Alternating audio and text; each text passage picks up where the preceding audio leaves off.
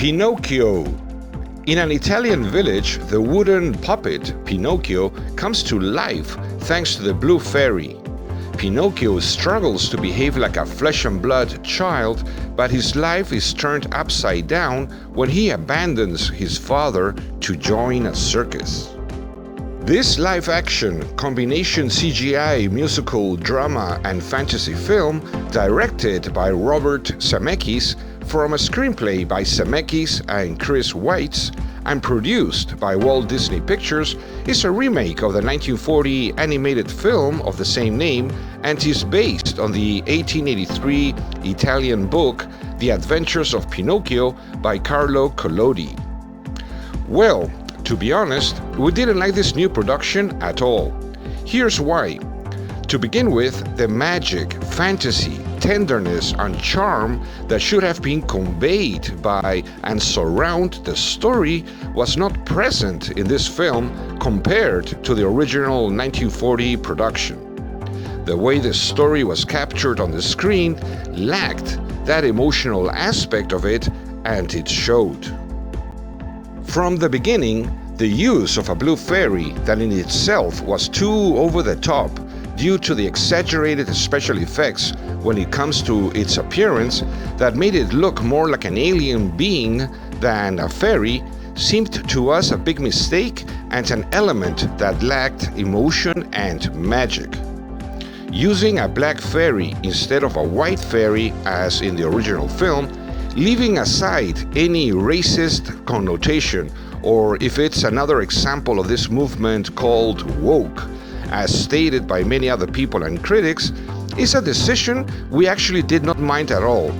We were surprised, but nothing more. Honestly, who cares if the blue fairy is black?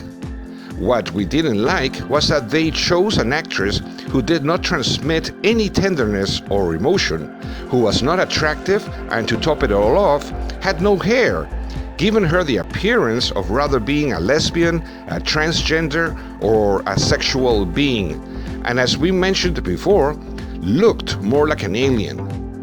Did Disney do this on purpose with the intention of promoting the LGBT movement, its LGBT agenda, or something to that regard? We really don't know, but it makes you wonder. Draw your own conclusions.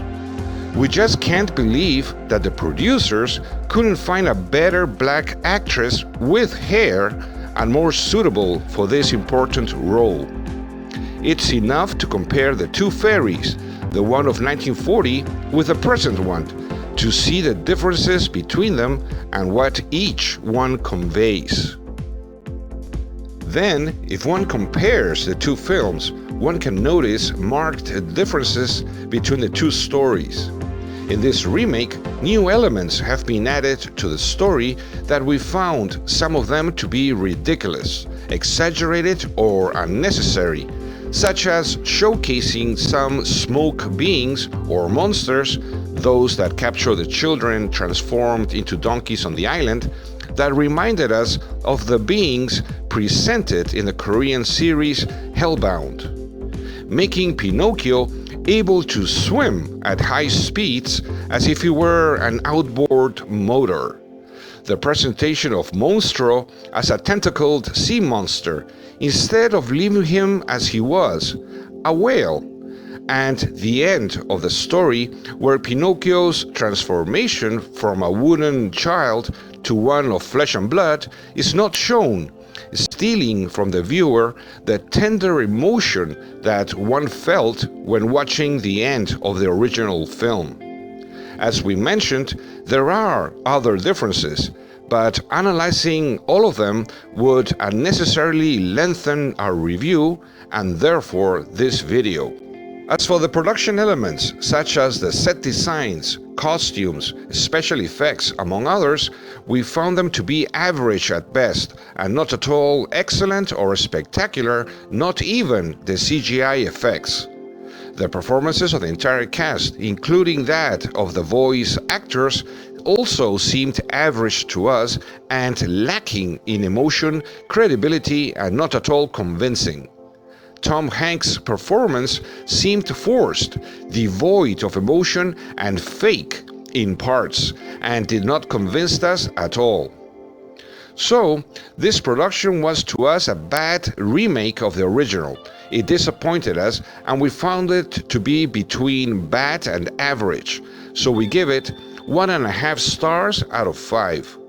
The 1940 animated film is much better, and we recommend that you watch it in case you haven't done so yet. Until next time.